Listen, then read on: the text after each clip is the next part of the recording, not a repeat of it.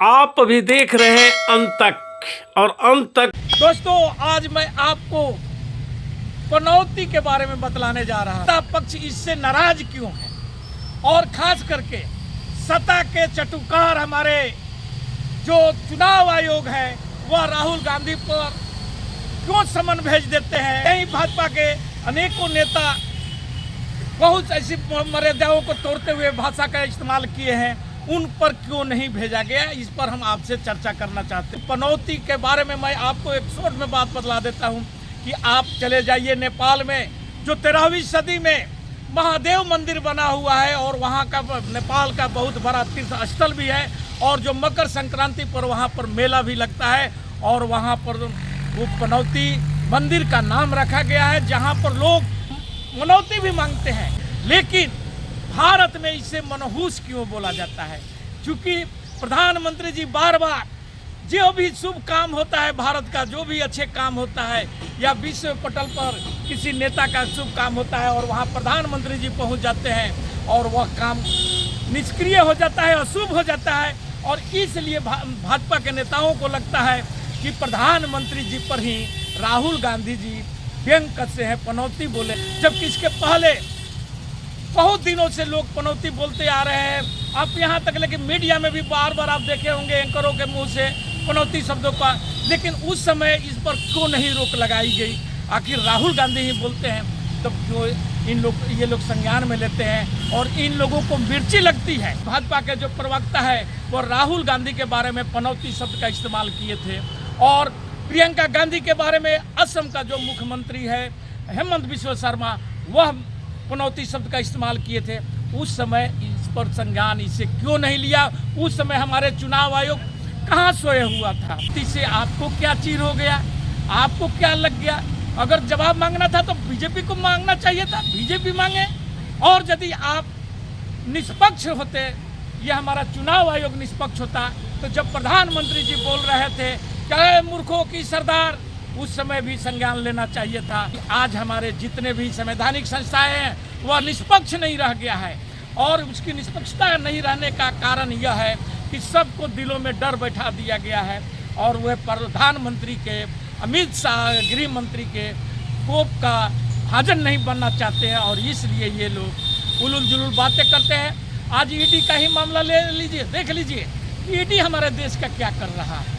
ED अभी आप देखे होंगे कि 7 नवंबर को फर्स्ट वोटिंग हो रहा है और वहां पर 538 करोड़ का ये आपका बघेल साहब, जो कि स्वच्छ छवि के व्यक्ति माने जाते हैं, और भाजपा को लग रहा था कि हम छत्तीसगढ़ में नहीं आएंगे, और बघेल साहब पर और ईडी के द्वारा दबाव डाल करके ईडी से और बघेल के नाम से एक झूठा गवाह खड़ा कर करके जो कि जेल में बंद है, और उसको से गवाही दिला दिया जाता है कि महादेव ऐप का वह मालिक होता है। मैंने उनको जाकर के 538 करोड़ रुपया पहुंचाया है।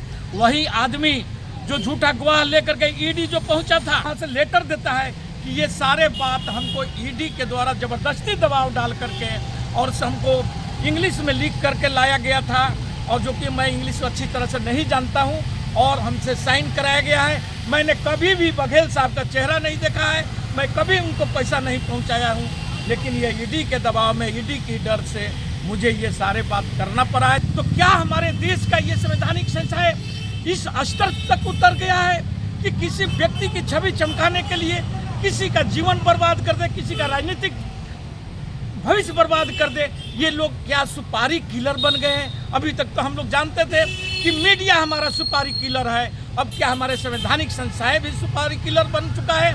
मैं देश के सर्वोच्च न्यायालय सीजीआई से अनुरोध करना चाहता हूं कि ये सारे मामलों पर स्वतः संज्ञान ले, और ऐसे व्यक्ति, ऐसे संवैधानिक संस्थाएं, चाहे ईसी है, इलेक्शन कमिश्नर है, या ईडी है, या इनकम टैक्स है, या सीबीआई है, यदि भय का वातावरण देश में लाना चाहता है तो उस पर संज्ञान ले और उन पर त्वरित कार्रवाई कर करके इन्हें कठोर से कठोर सजा देने का काम करे। कि आज मैं भाजपा और देश के प्रधानमंत्री, गृह मंत्री और उनके तमाम मंत्रियों को मैं खुला चैलेंज देना चाहता हूं कि दिन आज तुम्हारा है, कल जब तुम सत्ता में नहीं रहोगे, उस समय वही ईडी, वही सीबीआई जब तुम्हें घरों तक खदेड़ेगी, उस समय रोना मत रोना कि आज हमारा लोकतंत्र खतरे में हो गया है और लोकतंत्र का हनन हो रहा है, देश के संवैधानिक संस्थाओं का हनन हो रहा है। जिस स्तर तक तो आपने इस देश के सारी संवैधानिक संस्थाओं को नीचे गिरा दिया है, बदतर हालत में पहुंचा दिया है, इससे पूरा देश के बच्चा बच्चा आपकी करतूतों को जान चुका है।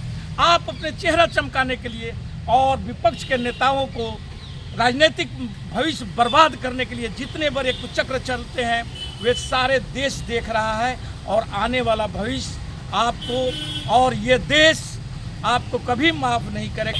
चुनौती के नाम पर आप बहुत से ढाबे या रेस्टोरेंट भी आप देख सकते हैं, लेकिन वहाँ पर तो कोई भी किसी प्रकार की विरोध नहीं होता है। लेकिन राहुल गांधी जी जब से बोल दिए तब से ही ये इतना ट्रेंड करने लगा। और बात भी हुआ ऐसा कि जब राहुल गांधी जी जैसे ही इस शब्द का इस्तेमाल किए पनौती हुए एक भाषण में, और उसके बाद में ये करोड़ों की संख्या में लोग सिर्फ पनौती शब्द लिखे हैं। लेकिन सोचिए कि आज राहुल गांधी जी पर 9 साल से आप पप्पू का जो चस्पा लगाए हुए थे उसके लिए तो वे कभी किसी से शिकायत नहीं किए, लेकिन आपको पनौती बोलने से, पनौती शब्द के लोगों को बोलने से आपके पेट में दर्द क्यों हो गया? क्योंकि आपका ये सरकार ही बनी है अंधविश्वास पर लोगों को डार्क में डाल करके, लोगों को धर्म के नाम पर अंधविश्वास फैला करके आपने देश की जनता को गुमराह कर करके वोट प्राप्त किए हैं। और आज वही जनता को ये जब बात समझ में आ चुका है कि ये प्रधानमंत्री जी का सिर्फ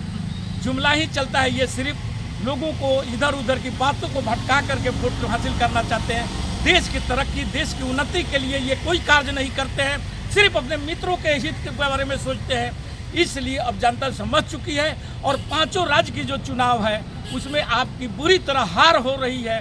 इससे आप लोग बौखला करके आप लोग सोचते हैं कि राहुल गांधी को फिर एक बार हम घेर रहे हैं। जिस ढंग से अडानी के मामला में आपने घेर रहा था उसी ढंग से आप पनौती के नाम पर घेरने का एक प्रयास किया, जो आपका कभी सफल नहीं होगा। देश में एक ही नाम चल रहा है, देश की आंधी राहुल गांधी, राहुल गांधी, राहुल गांधी। जय हिंद, जय भारत।